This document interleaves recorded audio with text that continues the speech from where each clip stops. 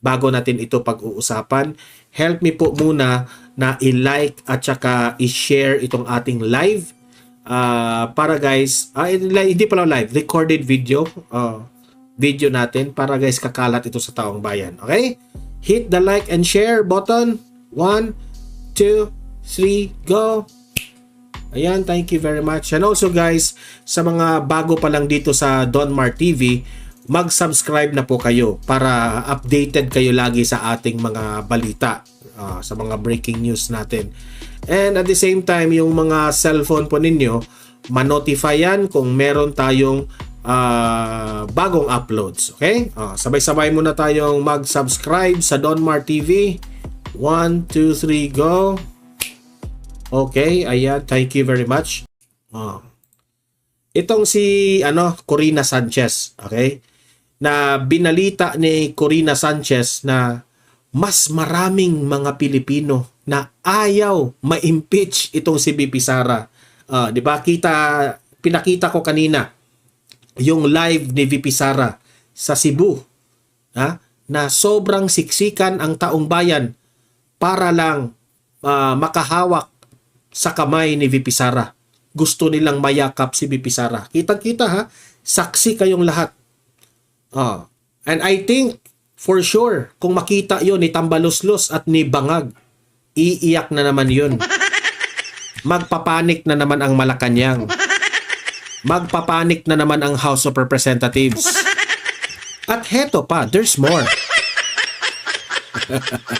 Heto pa, ito si Corina Sanchez, panoorin po natin. Ma'am Corina, pasok.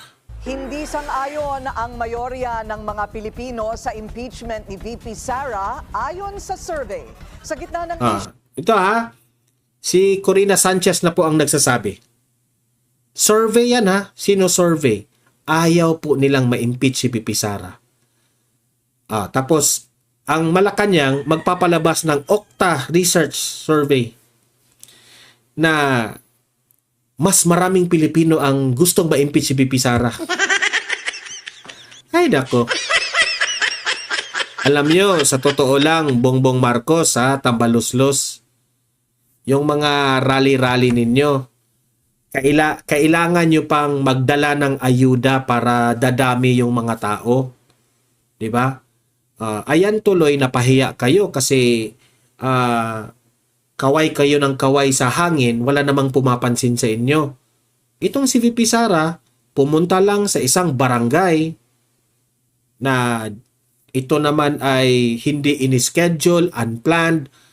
Ang tao po hindi nila alam na pupunta si VP Sara.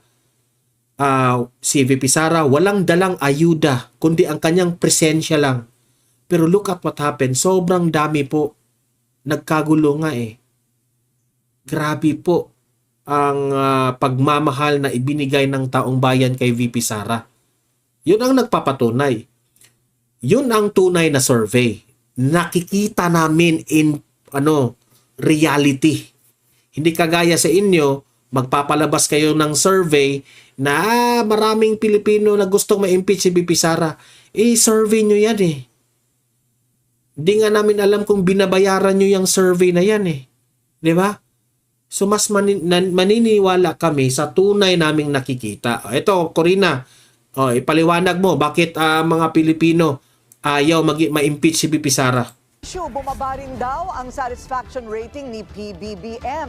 Ang detalye sa agenda report ni... Bumababa ang rating ni PBBM. Meow, meow, meow, meow. Meow, meow, meow, meow, meow. Hannah T.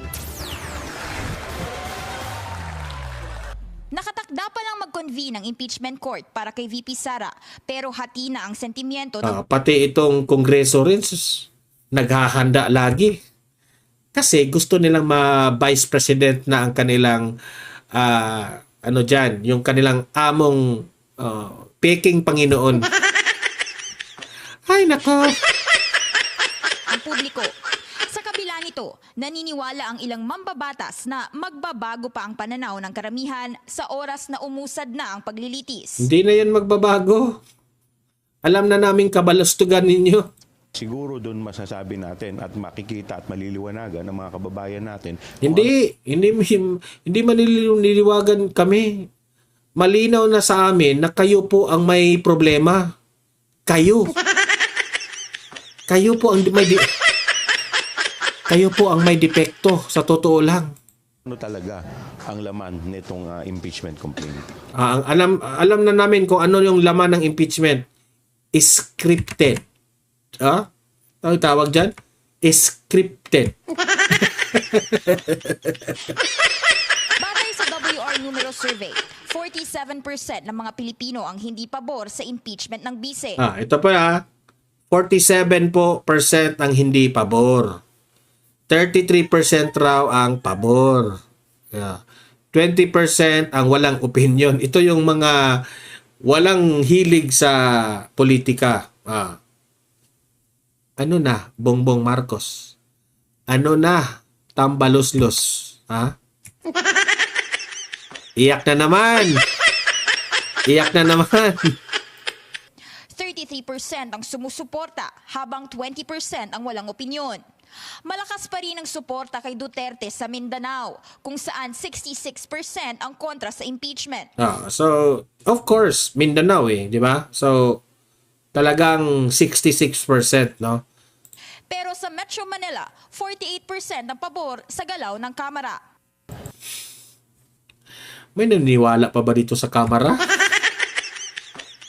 May naniniwala pa ba sa inyo? I think para sa akin personally is these surveys would only speak about how important the impeachment process is to the people. Pero habang Yes, I think importante yan. Ako, sige. Duda ko rito, magbabackfire ito During the impeachment, malalaman ng taong bayan kung sino yung scripted. Hindi papayag ang taong bayan dyan. Alam naman namin sa simulat sa poll, nag-create kayo ng tuwadcom para ilaglag, siraan, at pinaghandaan para hindi makatakbo si VP Sara sa 2028. Diba? Alam na namin yan. So kaya kami, kung matuloy man ang impeachment ni VP Sara, well and good. Sige. Para malaman natin ang katotohanan because the Filipino people are very confident na si VP Sara po ay malinis. Hindi kagaya sa inyo na hindi namin kayo maiintindihan bakit si VP Sara lang pina-investigate ninyo ang 120 million na ang daming problema, ang daming nawalang pera, bilyon-bilyon yung mga corruption na nangyari pero hindi nyo pinaimbestigahan. Anong tawag namin sa inyo? Di ba? Anong tawag namin sa inyo? Galit na talaga kay Sara? Galit na talaga? Di ba? Sinisingle out nyo Pati ang opinyon ng publiko, walang kasiguraduhan kung anong magiging hatol ng Senado. 43% ng mga Pilipino ang walang tiyak na opinyon sa impeachment trial. 34% naman ang naniniwalang dapat siyang mapawalang sala, habang 23% ang gustong mapatalsik siya sa pwesto. Ang kailangan lang naman natin gawin natin kung ano yung talagang naatas sa atin na responsibilidad ng naayon sa salita. Kaya nga ginagawa na nga ninyo. In-impeach na nga ninyo sa House of Representatives. So kayo dyan, relax lang. Aabot tayo sa exciting part. Di ba? Kasi ang nakikita ngayon ng taong bayan desperado po kayo, House of Representatives.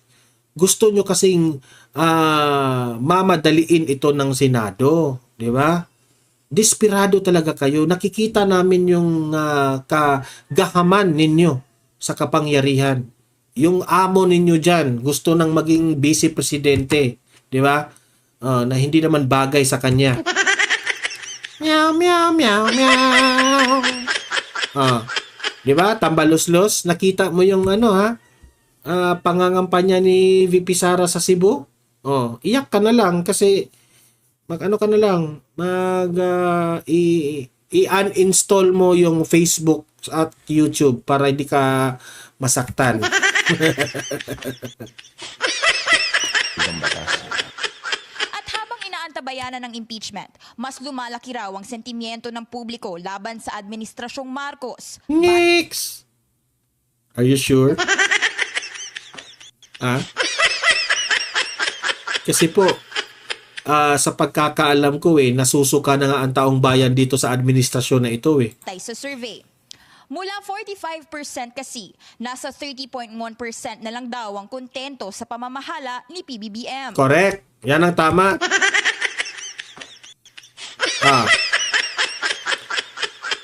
Sa totoo lang, yung una, 2022, pagkapanalo ni PBBM, mataas pa yun ang trust rating. Ngayon, unti-unti nang bumababa, 30% na lang, di ba?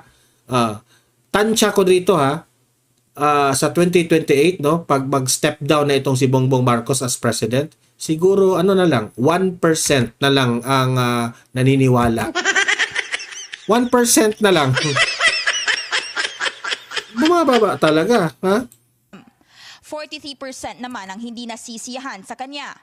Pinakamataas ang disapproval rating. Sino ba namang hindi nasisiyahan, no? I mean, sino ang hindi ano tawag yan? Sino ba namang matutuwa pala dito sa administrasyon na ito? Walang ginawa kundi mag-party-party, concert-concert, 'di ba? Mamimigay lang ng ayuda, akala siguro niya matakpan na yung mga ginagawa niya, 'di ba? Sorry. Alam na namin na sabi pa nga ni VP Sara, hindi siya marunong. Sabi ng tatay, he is a weak leader.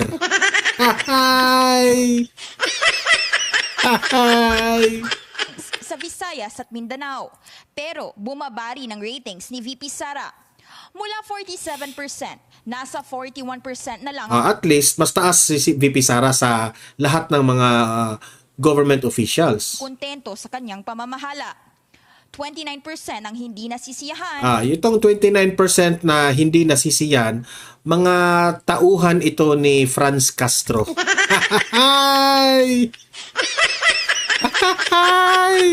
Habang 30% ang undecided.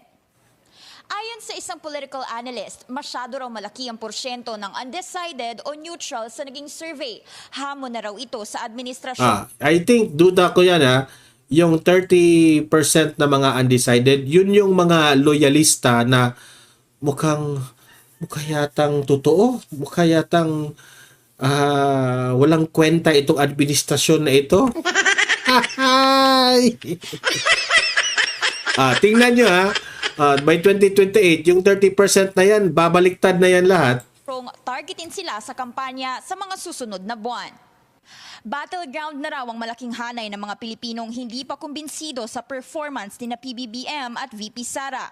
Kaya malaking bahagi ng labanan ngayon will be the narrative, will be perceptions, will be ano ba yung messaging, no? Kaya tingin ko malaking bahagi in the next few months will be an air war para dito sa mga undecided, no? Yan ay clearly disenchanted sa mga policies ng gobyerno, especially in relation sa inflation, in relation sa employment, in relation sa wages, etc.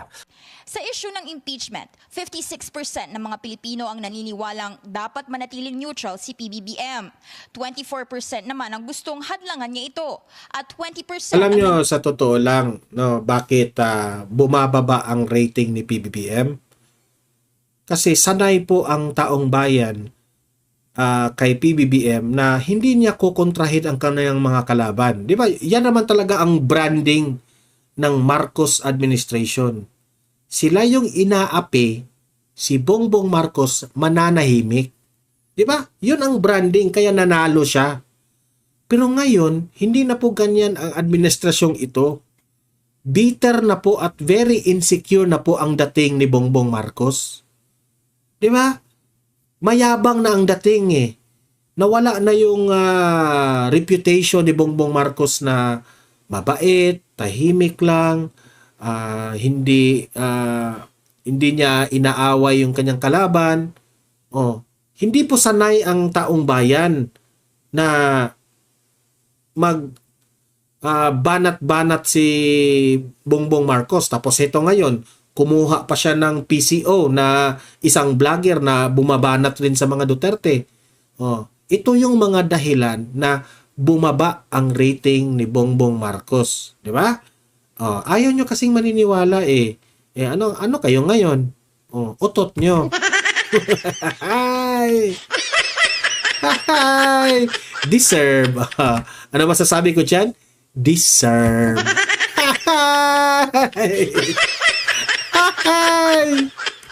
Ay, kawawa. Iniwalang dapat niya itong suportahan. Una nang nilinaw ng Pangulo at ilang mga mambabatas na hindi manghihimasok ang executive branch pagdating sa paglilitis ng bise. Sa ngayon, inaasahan Diyan naman tayo. Naniniwala naman kayo na hindi siya mangingialam, ha? Hindi nga kami naniniwala sa 20 pesos per kilo na bigas. Huwag niyo na kaming utuhin, ha?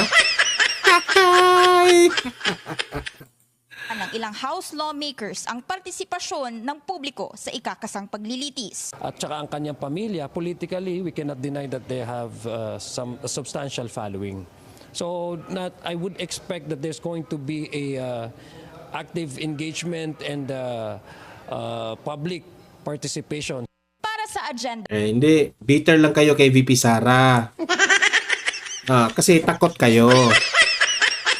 Takot kayong mapresidente sa 2028. At nakikita nyo, ang daming supporters ni VP Sara. So, ano kayo ngayon? Adyong.